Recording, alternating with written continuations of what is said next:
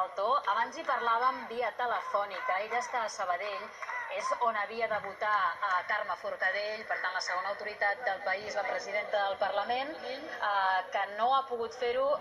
Ens explicaves abans que s'han produït circumstàncies o fets molt similars als que hem pogut seguir a Barcelona, també Sant Julià de Ramis. Explica'ns ara com està la situació aquí, Xavier, endavant.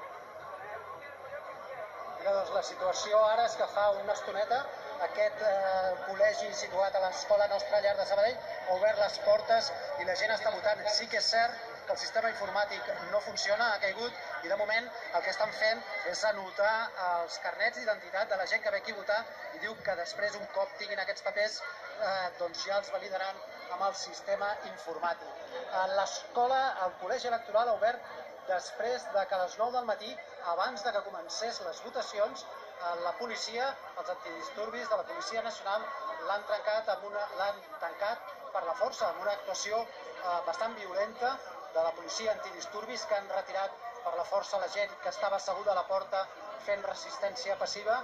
Els han retirat, se'ls han endut, hi ha hagut algun ferit lleu, i després han trencat la porta de vidre del col·legi a cops de mall per entrar i emportar-se el material, però resulta que la gent que hi havia dintre ha tingut temps d'amagar urnes, d'amagar paperetes, i per tant, pel que sembla, la Policia Nacional només s'hauria emportat sobres en blanc i els fulls per apuntar la llista de la gent que votava, de manera que ara, des de fa aproximadament uns 10 minuts, estan tornant a votar, el col·legi torna a funcionar.